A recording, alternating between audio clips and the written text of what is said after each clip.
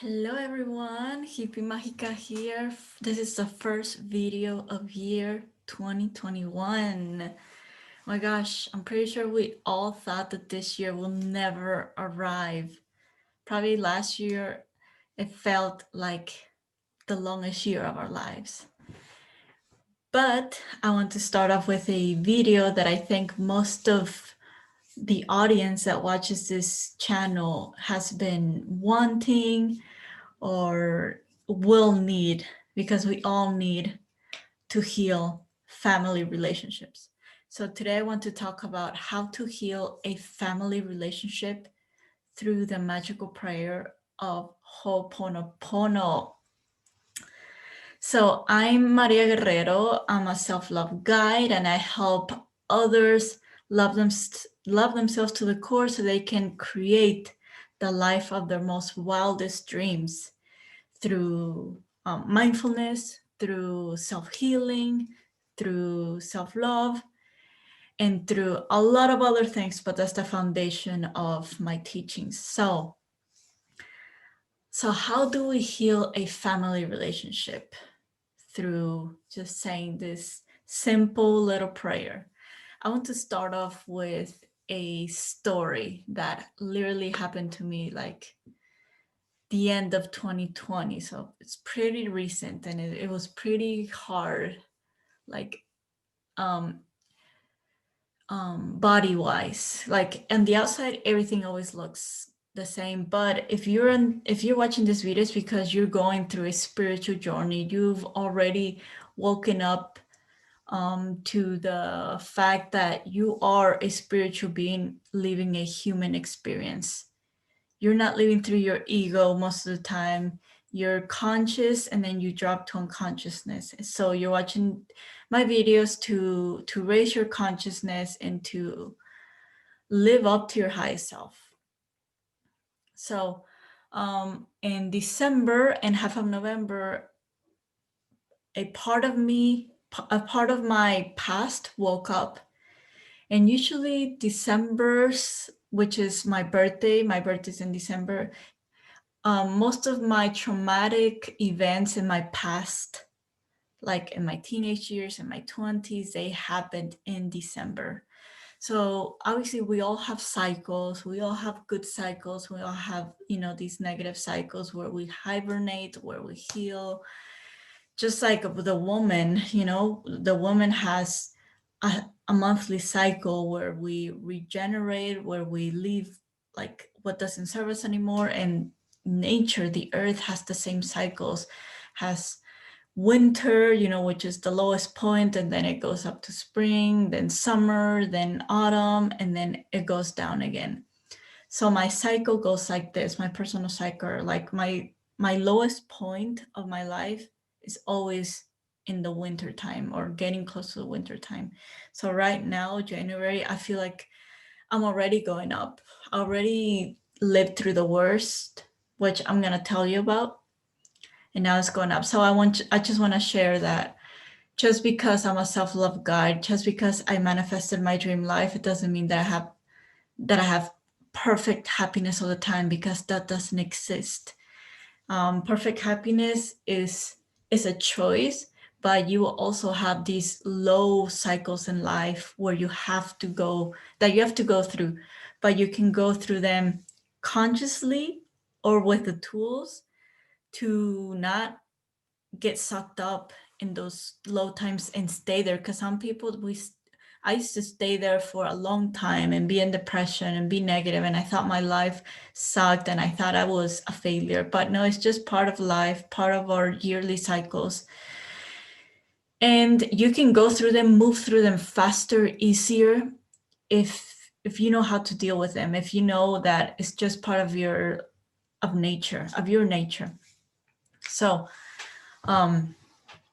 something woke up within me in November and December, and that dealt with my early past that I didn't heal. So everything has to heal at some point in your life. It can be maybe some traumatic thing happened in your when you were 10, and then when you're 40 you're dealing with it. It's normal, it's going to happen. If you've been repressing it for a long time, and then all of a sudden you're going through a spiritual journey and you're healing.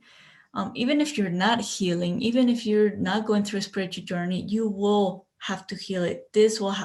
That traumatic event will have to come to the surface, and it will have to come out, just like a pimple. See, I have a bunch because I'm about to have my period.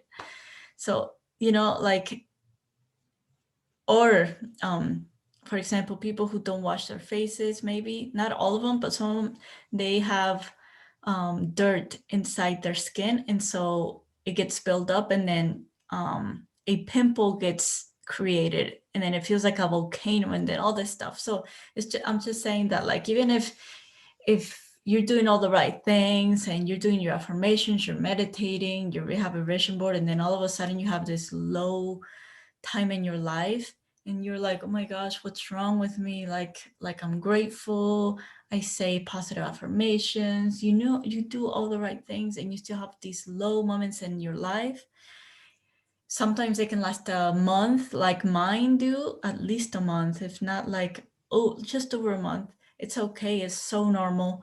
And it's just trauma that is being released because it was suppressed, it was ignored for the longest time, and then it just got build up and build up until it's like a volcano, it explodes.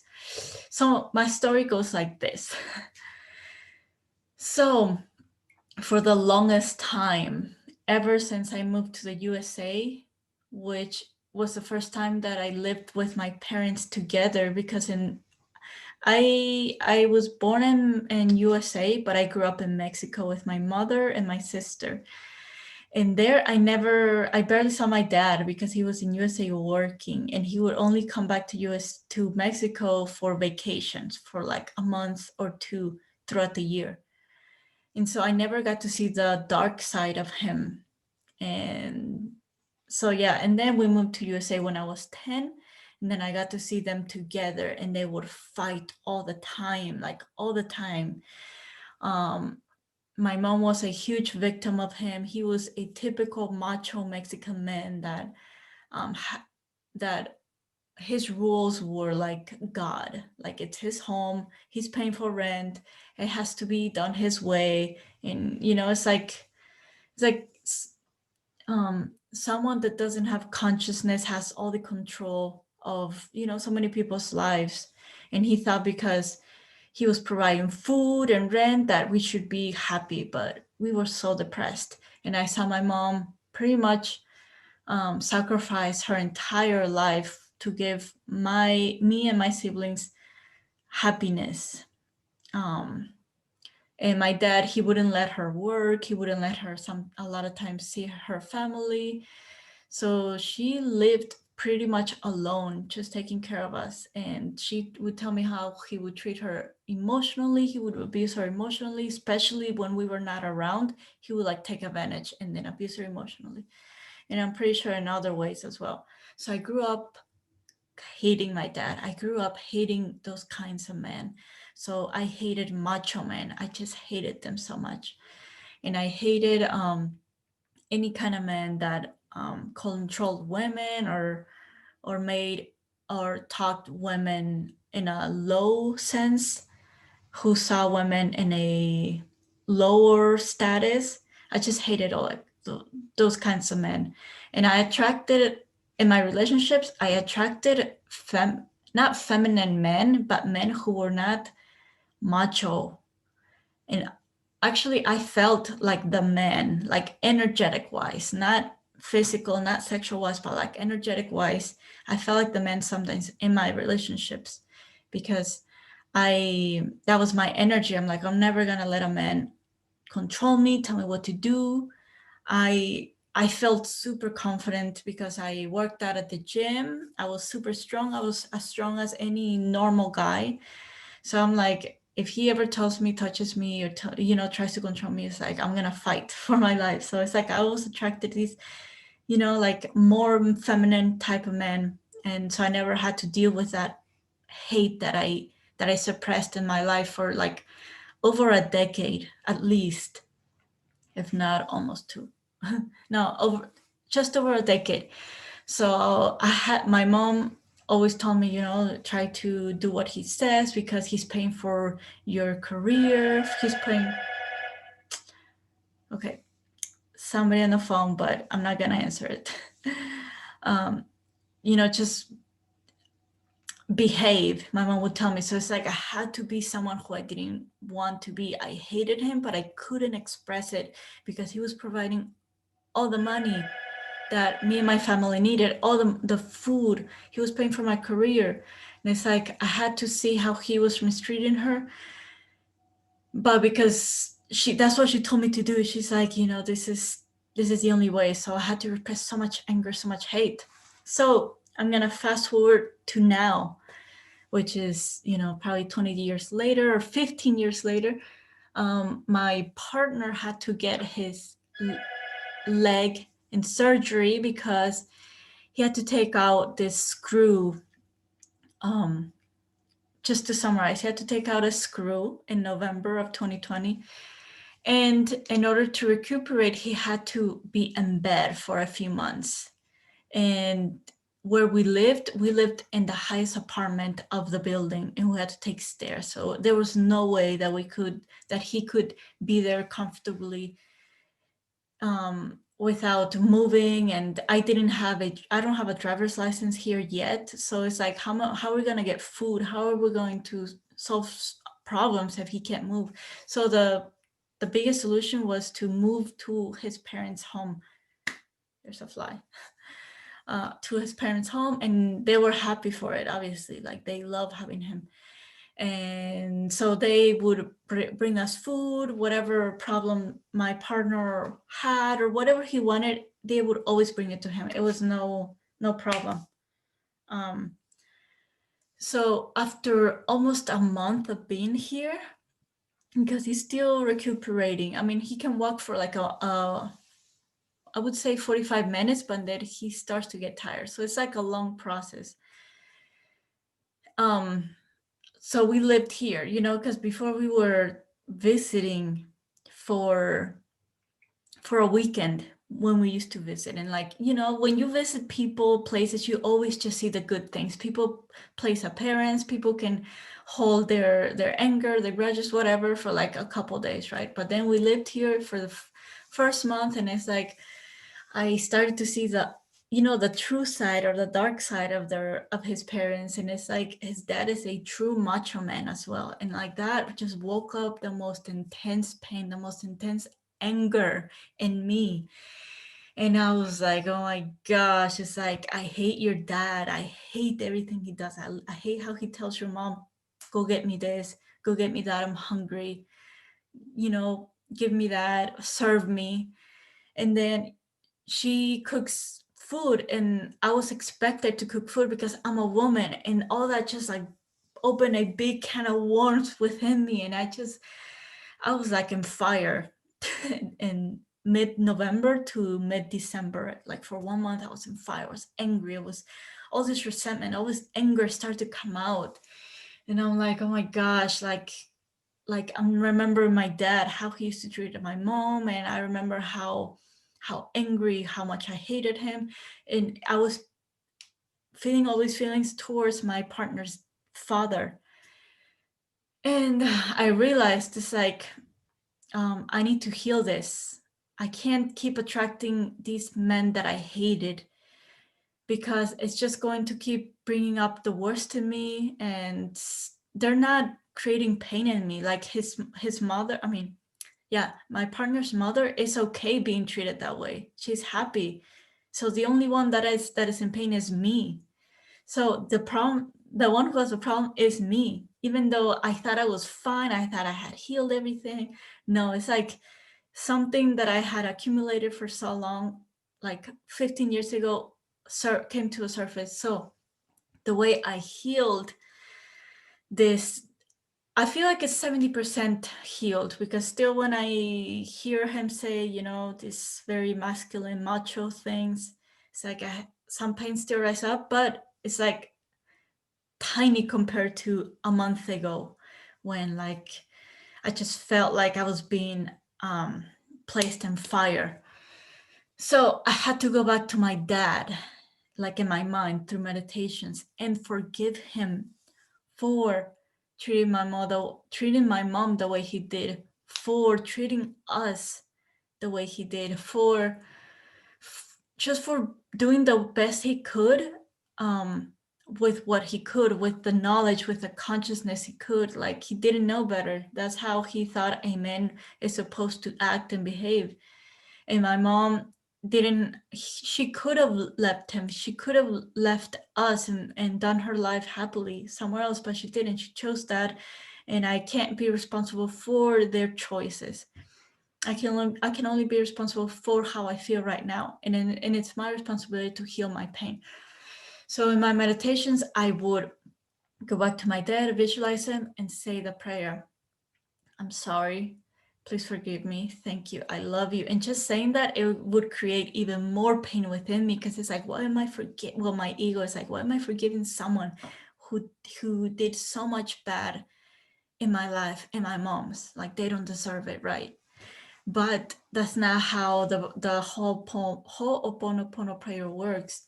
Ho'oponopono is about taking full responsibility for your life in every sense and every degree.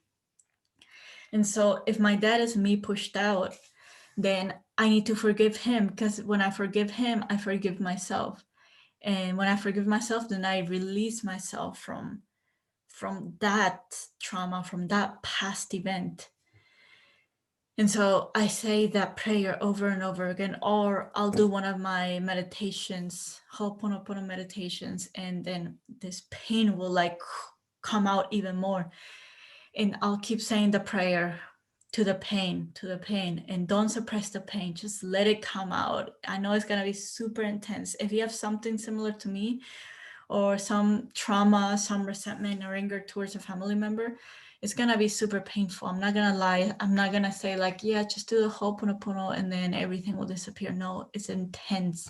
It feels very painful, because you're relieving that pain from whenever it happened to you.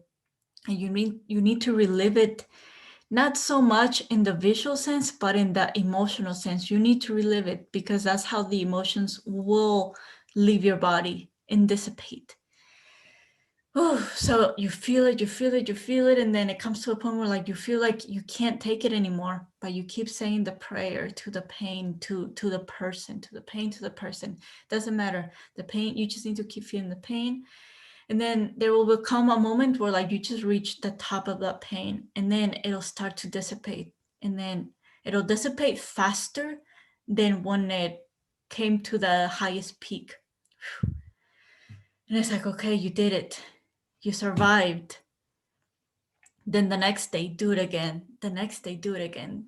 Do it again as much as you need to, until the pain doesn't feel like it controls you anymore, until the pain is so small that you can actually go about your day and just observe that little pain. Because I feel like the pain, it doesn't take 1, 2, or a week. Like for me, it took at least a few weeks, because I had to get myself to look at the pain and feel it, because I didn't want to, but I had to, because I know that if I don't deal with it now, I'm gonna keep attracting more macho men, and I'm sick of attracting these kinds of men and being affected more than anything. I just hate being affected by people.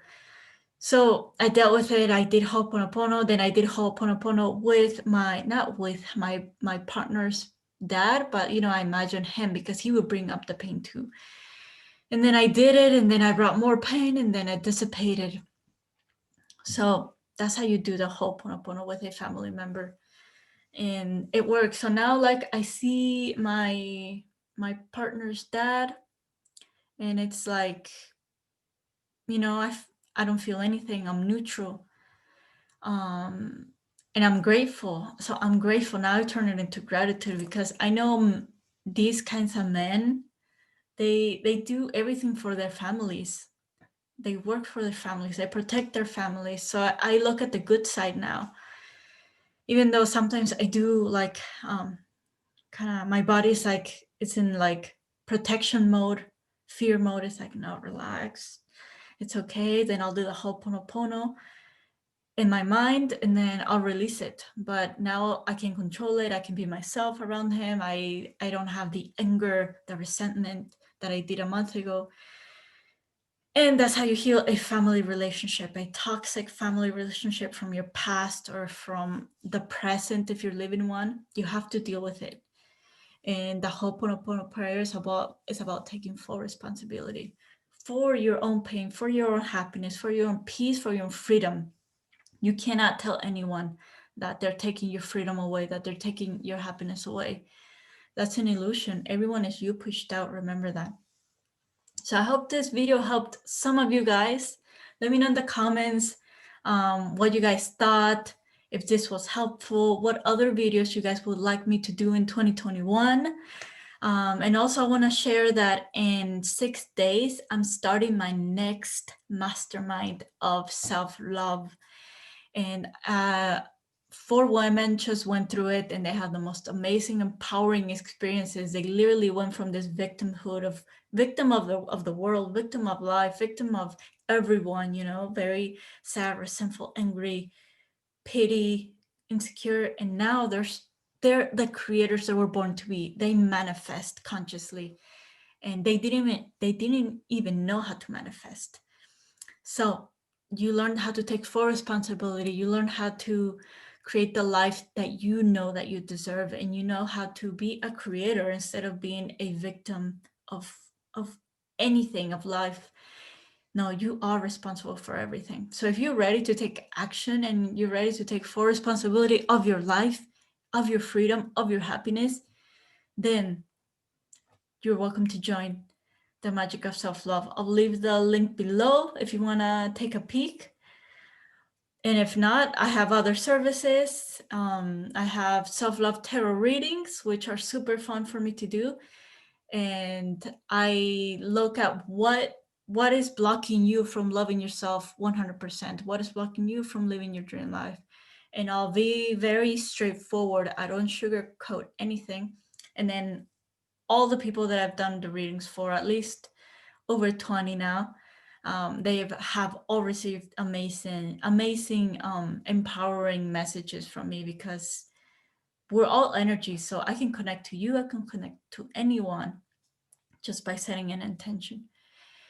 And yeah, obviously I have self-love coaching sessions. If you know that you don't need to do all this, you know, this mastermind, then if you just need like an energy booster, or we all need coaches. I have a coach. Like, I feel like we all need each other at some time.